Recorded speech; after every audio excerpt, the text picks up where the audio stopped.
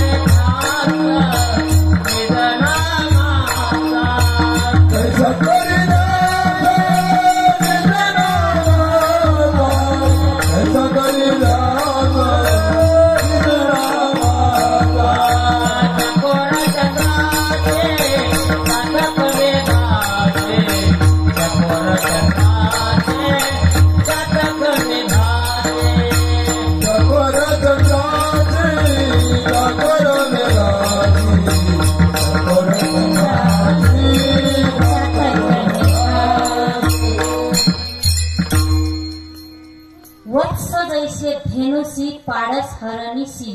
वत्स म्हणजे वासरू, धेनू म्हणजे गाय, पाडस म्हणजे हरणीचं वासरू. वत्स 10 दिवसाचं जसं चाऱ्याला लागायच्या अगोदर कल्पना करा की गाय आपल्या गोठ्यामध्ये आहे आणि ती गाय सोडली, मालकानं चरायला नेली आणि वासरू जसं त्या गायीचा ध्यास करते, त्या 4-5 तास वासरू घरी राहते. वासरू जसं युक्ती सांगतात महाराज, युक्ती अशा प्रकारची भक्ती करा.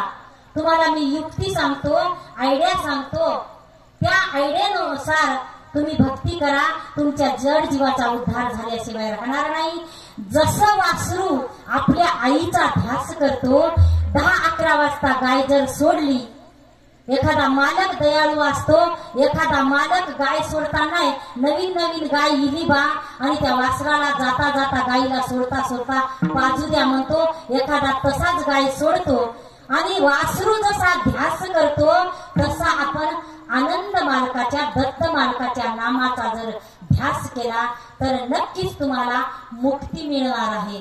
आणि भुक्ती, अनुसया मातेच्या आरतीमध्ये भुक्ती मुक्ती अचल गती हो, जय जय हो माया अनुसया.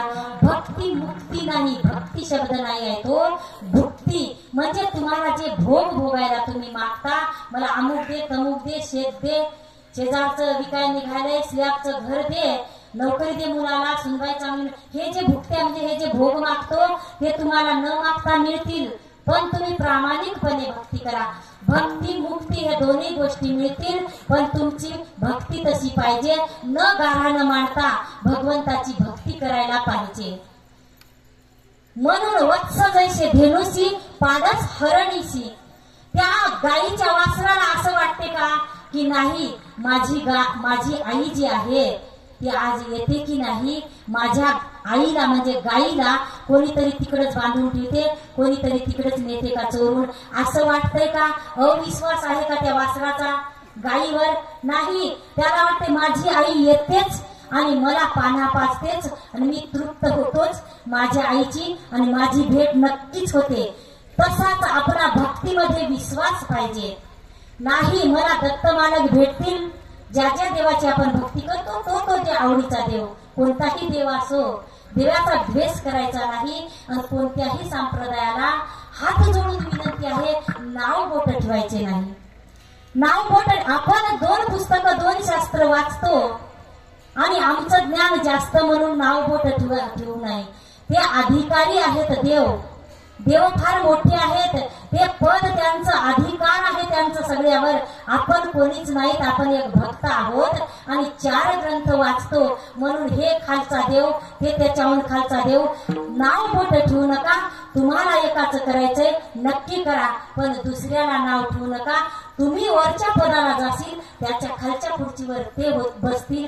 तुम्ही पंतप्रधानाचं पद प्राप्त करसाल तर ते गृहमंत्री मुख्यमंत्री तरी होतील, पण नाव बोट ठेवायचं नाही. कोण्याही देवाला, कोणत्याही देवतेला, कोणत्याही संप्रदायाला, कोणत्याही भक्ताला द्वेष नको आहे. भक्तीमध्ये द्वेष नसला तरच देवाला आपली भक्ती पावन होते, आपली भक्ती सफल होते.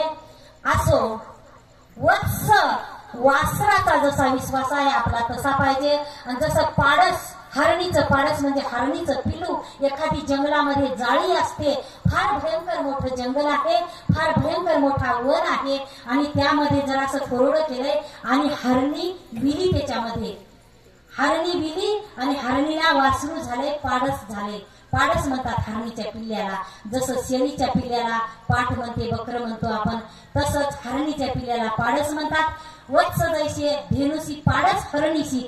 जसं जणलेली हरणी आहे, विलेली हरणी आहे, छोटं पाडस बिचार दिवसभर उन्हात तानात त्या भरड्यामध्ये त्या जाळीमध्ये राहते आणि हरणी मात्र चरायला जाते.